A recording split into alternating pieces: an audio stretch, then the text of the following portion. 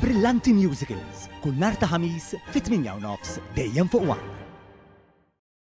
Bħalissa għaddejjin diversi proġetti fit-12 lokalità u ħafna oħrajn se jibdew fi żmien li ġej biex jiżdiedu aktar minn 70 kilometru ta' cables ta' 11 il-kilovolt taħt l-art u dawn se jingħaqdu mal-grid nazzjonali fix-xhur li ġejjin. Dan hekk kif qed javvanza il-pjan ta' implementazzjoni tal-Gvern biex jiġi aċċellerat it-tisjieħ tal-infrastruttura tal-elettriku tal-pajjiż bħala parti minn investiment estensiv li tisir mill Malta flimkien ma' Infrastructure Malta, Transport Malta u diversi kunsill lokali.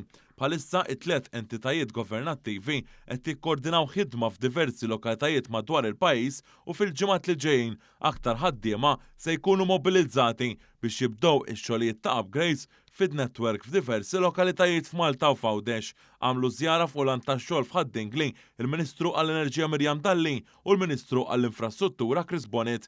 Il-Ministru Dalli fakret kif is-sajf li għadda il-Gvern wiegħed li se jirdoppja l-investiment għal din is-sena fuq l-infrastruttura elettrika biex tkompli tittejjeb il-kwalità tas-servizzi elettriċi lill-familji u n-negozji u biex jilqa' għad-domanda ikkawżata mit-tibdil fil-klima u dik tal-futur. Fil-fatt bħalissa bħala parti minn din il-ħidma biex tissaħħaħ il-distribuzzjoni tal-elettriku fil-pajjiż qegħdin jitqiegħdu ma' 70 kilometru ta' cables biex naraw li jkollna sistema ferm aktar b'saħħitha.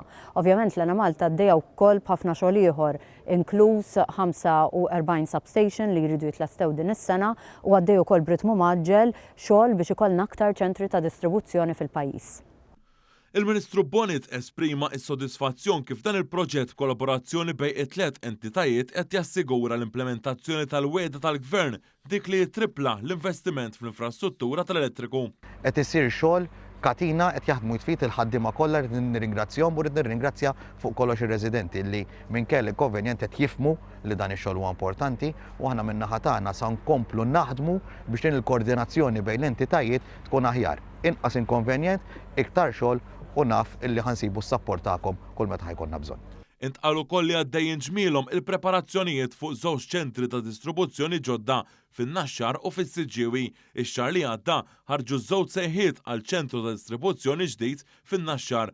F'Diċembru wkoll ħarġet sejħa xogħlijiet ta' upgrades fiċ-ċentru ta' distribuzzjoni fl-Imsida li Malta qed tara wkoll li żżid il-kapaċità fiċ-ċentru ta' distribuzzjoni f'St Andrews u qed tara li tiżviluppa żewġ ċentri ta' distribuzzjoni ġodda f'Ħaddingli u fiż-żona tal-Kottonera.